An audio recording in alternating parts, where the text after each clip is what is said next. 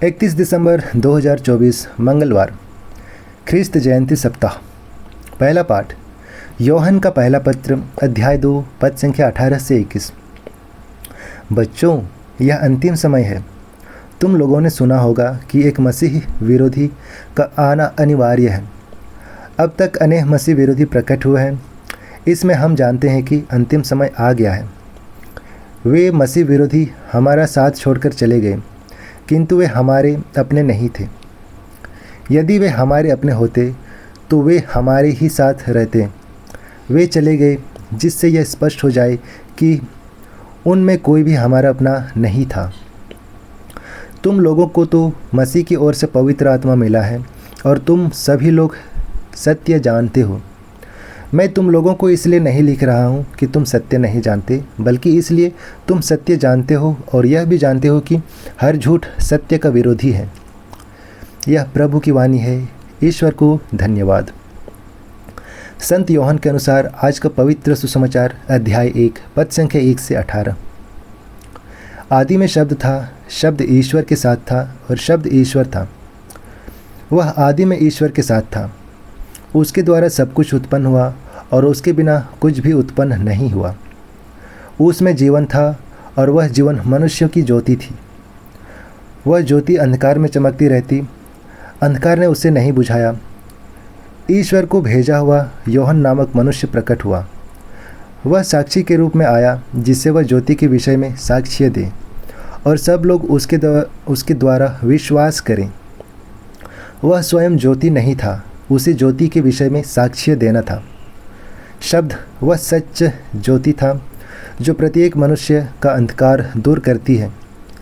वह संसार में आ रहा था, वह संसार में था, संसार उसके द्वारा उत्पन्न हुआ, किंतु संसार ने उसे नहीं पहचाना। वह अपने यहाँ आया और उसके अपने लोगों ने उसे नहीं अपनाया।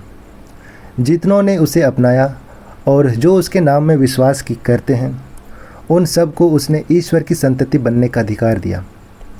वे ना तो रक्त से, ना शरीर की वासना से और ना मनुष्य की इच्छा से, बल्कि ईश्वर से उत्पन्न हुए। शब्द ने शरीर धारण कर हमारे बीच निवास किया। हमने उसकी महिमा देखी। वह पिता के एकलौते की महिमा जैसी है, अनुग्रह और सत्य से परिपूर्ण। यूहन्ना ने पुकार कर उनके विषय में यह साक्ष्य दिया, यह वही है जिनके विषय में मैंने कहा, जो मेरे बाद आने वाले हैं वह मुझसे बढ़कर हैं, क्योंकि वह मुझसे पहले विद्यमान थे। उनकी परिपूर्णता से हम सबको अनुग्रह पर अनुग्रह मिला है। संहिता तो मूसा द्वारा दी गई है, किंतु अनुग्रह और सत्य ईसा मसीह द्वारा मिला है। किसी ने कभी ईश्वर को नहीं देखा। पिता की गोद में रहने वाले इकलौते ईश्वर ने उसे प्रकट किया है। यह हमारे प्रभु यीशु ख्रिस्त का सुसमाचार है। ख्रिस्त की जय। तो आइए आज के दोनों पाठों पर हम मनन चिंतन करेंगे और इसे हम फादर जॉनसन बी मरिया, जो ग्वालियर धर्म प्रांत के हैं, उन्होंने दिया है। और वो बताते हैं, आज वर्ष का अंतिम दिन है और यह एक और साल का अंत है और एक नए साल की शुरुआत। ईश्वर ही समय एवं सारी दुनिया का मालिक है। यह समय ईश्वर के संरक्षण में सुरक्षित बिताए गए पलों के लिए धन्यवाद का समय है। अब हमारे समक्ष एक और नया साल है, जिसे हमें सोच समझकर बिताना है। हम इस बीते हुए सालों की गलतियों और असफलताओं से सबक सीखते हुए एक नई और आशाजनक शुरुआत करें।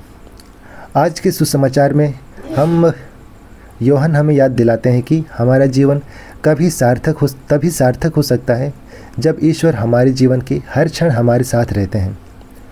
ईश्वर आदि काल से है और अनंत काल तक है।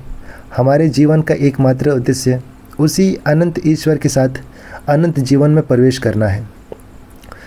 जो अपने जीवन में देहधारी प्रभु को स्वीकार करते हैं, उनका जीवन सार्थक हो जाएगा, और जो प्रभु को अस्वीकार करते हैं, वे अंधकार में जीते हैं और अपना जीवन गंवा देंगे। प्रभु यीशु ही आदि और अंत है, अल्फ़ा और ओमेगा, और सारी दुनिया का आरंभ और अंत। वही हमारे जीवन के त्राण करता है।